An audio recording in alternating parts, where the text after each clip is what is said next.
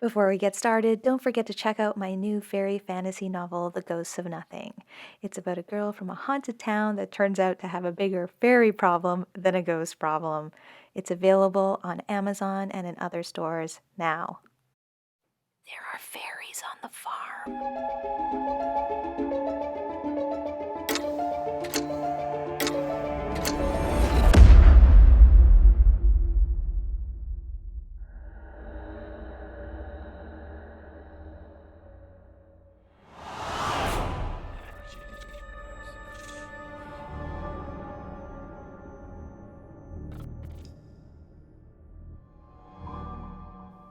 This happened some time ago, but it's fresh in my mind, like it just happened. I have not told anyone this before now. I had recently moved to Louisiana to attend culinary in Baton Rouge. I found a little house in the country, trees, swamps, dirt roads. If you know anything about this state, it has a lot of bugs, mosquitoes, and swarms. I had taken on the habit of many living there of walking in the rain to avoid the bugs. It was my day off, and I decided to take my dog for a walk. He, like me, had become used to getting wet. It was a gentle rain on this particular day, no wind. Perfect for keeping the swarms away. We went down a dirt road I'd never followed before, no houses. Barbed wire framed both sides of the road. Ditches of water, cattle pastures, scattered trees. In the distance, I saw a group of trees growing on the edge of the road. They were thrashing wildly, like a dust devil was trapped in them. But there wasn't a breath of wind. So I went to investigate. Yeah, I'm an idiot. They didn't stop thrashing as I neared. I was about 6 feet from them at this point. These trees were younger saplings of different sizes, maybe 25 or so. The tallest, 25 to 30 feet tall. They were thrashing wildly, hitting each other. They were not swaying or going in one direction, but banging into each other. But there was no wind. It was as if the trees were moving on their own. Then suddenly they stopped and formed a giant man sitting on a wood throne. That's what it looked like. The throne was not an ornate throne. It was rough-hewn lumber that had been rounded, and leather had been tacked over the middle of the arms and seat back.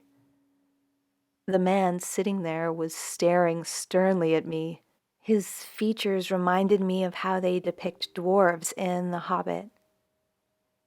This was a giant. I could make out every detail of him. He was in shades of green and brown and the black of a shadow, the color of the trees. I could see he wore boots with fur lining. His great fingers extended over the arm of the throne. His nails were short and squared. He had long hair, facial hair with a long beard, a vest, a coat, rough fabric, looped cords slipped over a wooden dowel as buttons. It was all so detailed, so clear. He never moved, didn't speak. He just stared into my eyes. No anger, just stern. I was stunned. Then the trees started thrashing again, and he was gone. And I just stood there telling myself, "You're nuts, whacked. You did not see that." And then the trees stopped again and formed him again. 3 times he formed. The rain was getting harder. The trees began thrashing, and then he didn't form again. Later, I wished I had said something, greeted him, something, but I was just in awe. I stared back, and that's it. I don't know who he was. The Green Man, Fae, I don't know. There must be a reason he appeared. I wish I knew. I only know he was there. It was no vision, it wasn't imagination, he was real. This experience has led to others and changed my faith, my belief.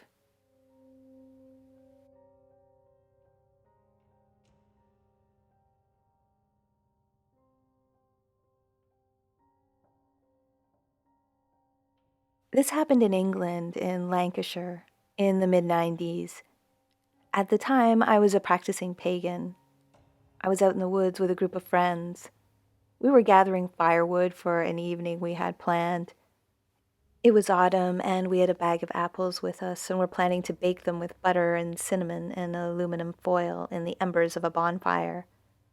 The sun was setting as we gathered up firewood. A friend was standing close to me when we both spotted something moving on the forest floor. At first, I thought it was a group of strange white insects that I couldn't identify. I was about to move over and take a closer look when my friend grabbed me by the arm. She looked at me wide-eyed, as if warning me not to move or say anything. She nodded towards the insects, and I looked at them again. That's when I realized they weren't insects, but tiny humanoid figures, all white, but sort of transparent as well. There were about 20 or 30 of them. As we stood there completely still, a whole procession of these tiny transparent figures walked by along the forest floor. They were very tiny, less than an inch high, semi-transparent and yet white, but were definitely not insects. They were quite clearly miniature human-looking things. There was a procession of them as if they were on parade or traveling in a group. Soon they disappeared around a tree. I looked at my friend, completely shocked. We were both shocked, and we crept over to the tree where they disappeared to see if we could still see them. But they were gone. We told the rest of the group later, and it made a good campfire story. Since we were a group of pagans and there were two of us who had witnessed this, no one had a hard time believing we had seen a procession of fairies in the wood. We spent the rest of that evening eating baked apples and talking fairies. It was a magical autumn night, and I'll never forget it.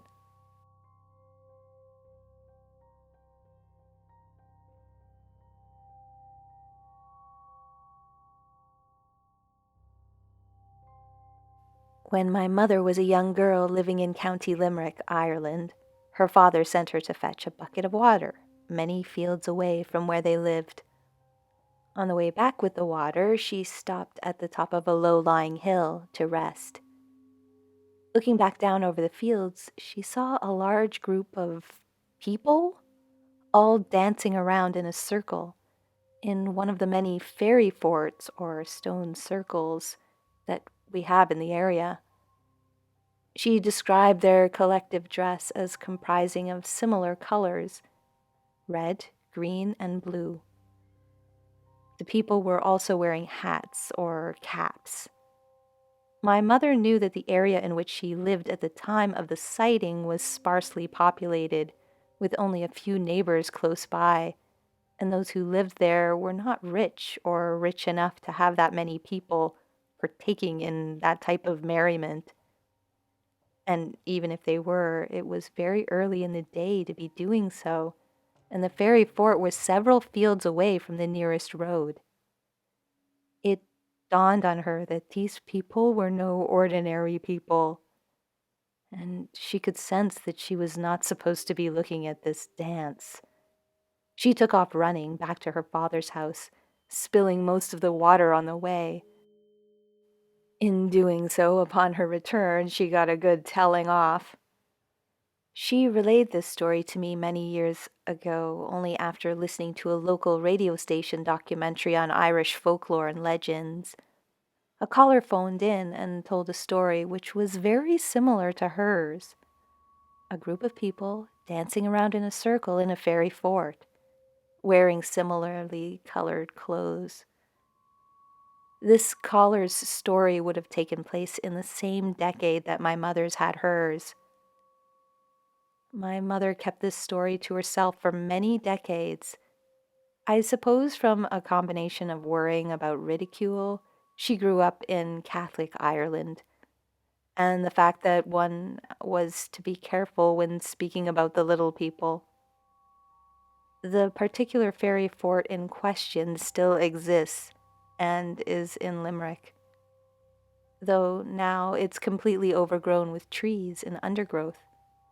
It is now, unfortunately, mainly used by some of the local people to throw their grass cuttings in over the ditch.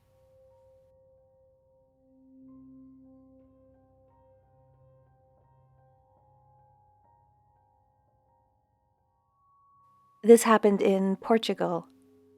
It was a warm autumn evening, and I was out walking in a very deserted area where there were rolling hills and forests, not too far from some vineyards.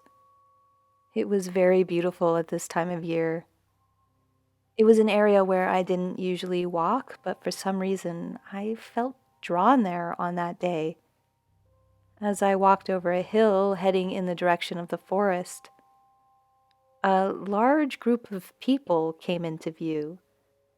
They were all tall and thin and graceful. There were both men and women, and most seemed to have long, curly hair. And they were all wearing medieval style clothing. These people were dancing in two concentric circles around a large bonfire. Right away, I felt like I was witnessing something that wasn't human. The people were too strange looking to be human. There was something about them I cannot explain. There was a kind of music playing which sounded like the low rhythmic beating of drums, but I couldn't see any drums around or identify where the drum beat was coming from. I stayed there for what felt like a long time and just watched them. I felt almost entranced by their dancing. I had a strong sense that my role there was simply to observe and not interfere. So that's what I did. Eventually, I left the place. As soon as I walked down the hill and could no longer see the dancers, the sounds of the drums vanished.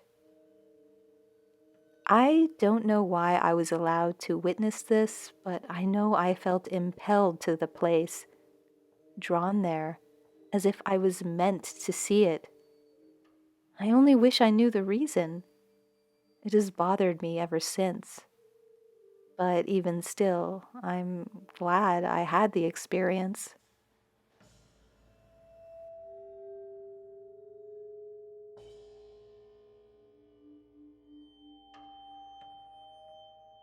I've been a fan of your channel for some time, and I'm finally ready to share my experience with fairies. So, I have 4 stories for you about how Dungeons and Dragons and live action role playing led into encounters with what I believe were fairies. Story number 1, Dungeons and Dragons. I play a lot of Dungeons and Dragons with various groups of friends, and often new people would join our games. If you've ever been a game master, you probably understand that there are certain kinds of players who bring chaos and make it difficult to run a game smoothly. In one particular game session, I had a problem player who just didn't get along with my NPC or non player character. This NPC was based on Puck from the animated series Gargoyles and served as a servant of Oberon in the game, which will become important later on. This NPC had 3 reasons for existing. First, as a logical explanation for certain events in the game, second, as a plot device, and third, to mess with the players a little. I introduced Puck as the god of chaos and balance, who had goals for the player characters. The game went smoothly except for the problems with this one player and the NPC. At the end of the game session, I was particularly vexed by the player who just couldn't get along with Puck. Even though I'm not one to seek conflict, I was annoyed enough that I made this offhanded prayer to Oberon, the king of fairies, asking that this person who insulted Puck witness a sign, like a fairy circle, to prove that you shouldn't mess with the fairies. Sometime after the prayer to Oberon, I started to hear noises in the front yard. It was warm enough to leave the windows open and hear whispers and rustling. I didn't connect it at first with the prayer I had made, so I didn't go outside right away to check. But eventually, when I opened the door to let the cat out, I noticed that the noises immediately stopped, which I thought was a little bit strange, but didn't think that much of it. About a week later, when I was leaving for work, I realized there was a fairy circle in the front yard, like a circle of mushrooms, and a shadow the size of an adult person next to it. That's when I realized I had messed up. Eventually, the heat killed the fairy circle, but our family was very careful not to touch it. In hindsight, that prayer might not have been a good idea. Story number 2, LARPing and Fairies. One of the live-action role-play events, LARP events, I attend is on its own land. This land, about 40 acres, is a mixture of forest and swamp. Through its history, many things have happened on this land. I've heard stories of rituals, supernatural occurrences, and even ghosts. But those tales are for another time and place. During this LARP, we had minimal luxuries. The only thing we had were portable toilets in the parking lot. The parking lot is situated between two houses on an unassuming country road. It leads into the forest, where on the left there's a camping area we call Tent City, which allows modern camping tents. On the right, we have our general play area, or town. This creates a T intersection trail. One autumn night, as I was going back to my tent to grab something, I noticed an LED-looking blue light at the T intersection. I initially thought it was someone's porch light, so I didn't think much about it and walked past. However, I had to go back to my tent multiple times, and every time I passed the blue light, something seemed off. I realized it wasn't just a normal porch light. It was floating, independent of anything. Out of curiosity, I found myself getting closer and closer to it.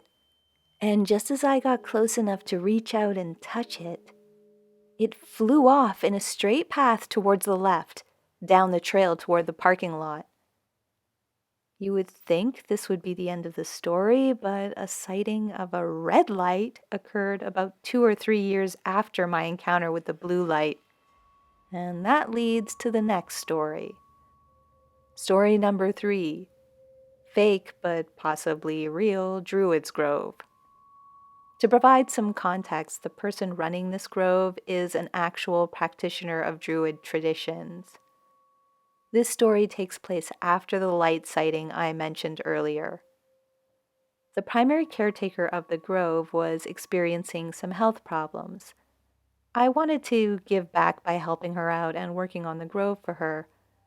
I cleaned up the area and even transplanted some trees for her, which I didn't have any experience doing before, so I was learning as I went.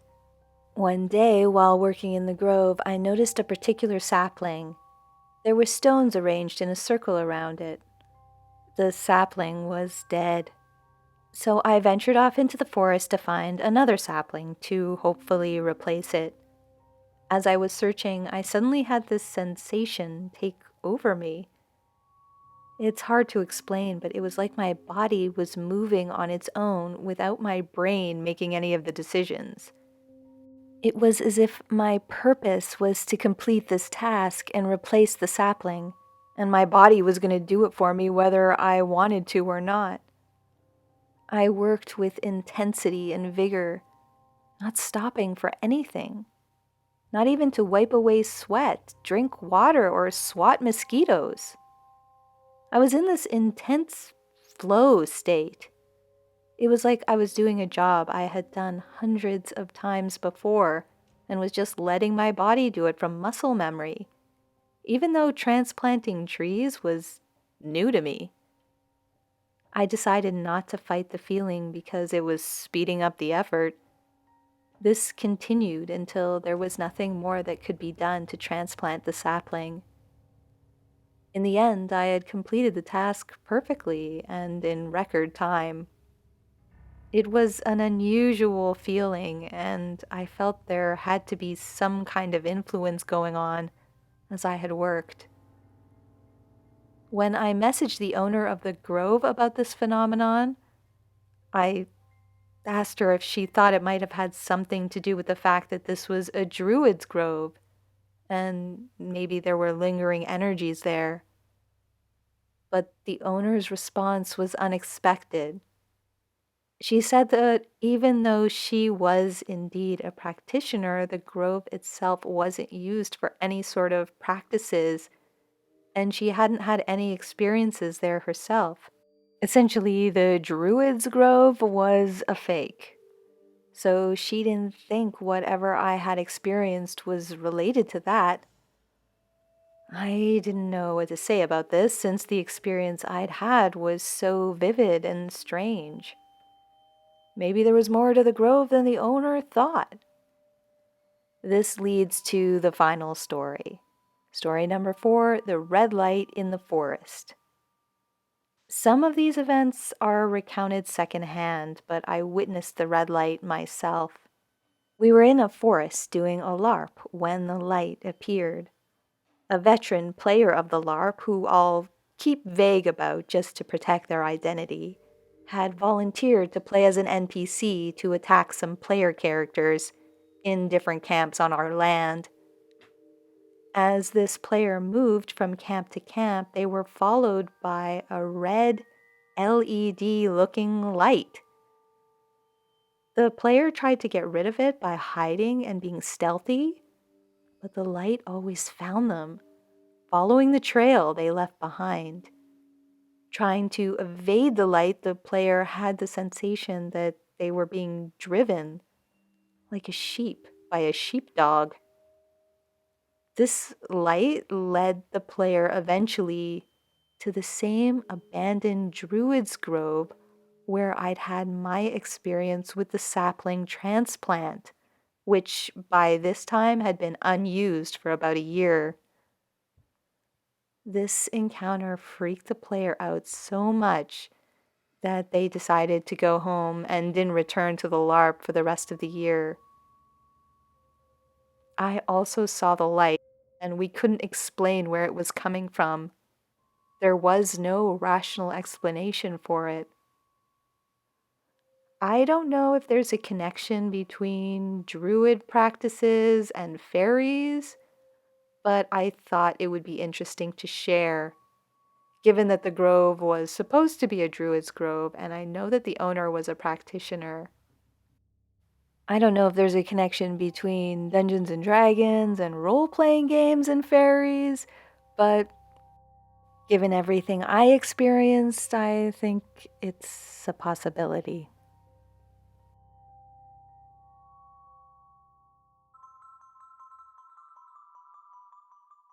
Thanks for watching, and thanks to all those who submitted their stories for this one. Another quick announcement about my book. The audio version is going to be coming out very, very soon. I'll make the announcement when I have a specific date, but it will definitely be in the next few weeks before Christmas. So if you're thinking about getting a copy as a gift, it will definitely be available soon. I didn't narrate this version, a professional book narrator did, and I have listened to it, and I think he did a really wonderful job. So you'll be able to listen to a sample first to see if you like the way the narrator sounds before purchasing. But yeah, I think he did a really great job. For those who haven't read it, The Ghost of Nothing is my debut fairy fantasy novel about a haunted town, a persecuted family, and a girl with a strange and mysterious connection to fairies. It's a fun adventure story. There's mystery, there's action, adventure, a beautiful and frightening fairy world, and a unique magic system. I think it's the perfect gift, perfect Christmas gift for fairy or fantasy fans. So if you haven't picked up a copy yet, you really should. I think that you'll really enjoy it if you're a fan of this channel. There's a universal book link in the description with all the places you can currently pick up a copy. If you have a story to share on this channel, you can check out my website at scaryfairygodmother.com. Link in the description. It has a spot where you can submit your stories, comments, questions, and suggestions. You can also sign up for my mailing list there, Fairy Lights. Extra special thanks to all my supporters on Patreon and anyone who has joined the channel or made a one-time donation through PayPal or Ko-fi. I really appreciate you guys so, so much and the support you are giving this work. If you like this content and would like to support it, please check out my Patreon page and the other support options in the description below. The stories in this video came courtesy of subscribers and the Fairy Census, so thanks to everyone who submitted. The stories were edited for dramatic and narration reasons. To read the original Census stories, there is a link in the description and a list of which stories were used. Please leave a comment, like, share, and subscribe if you're new. It really helps the channel out when you do that, and hit the bell to receive notifications of new videos. And until next time, this has been a visit from your scary fairy godmother.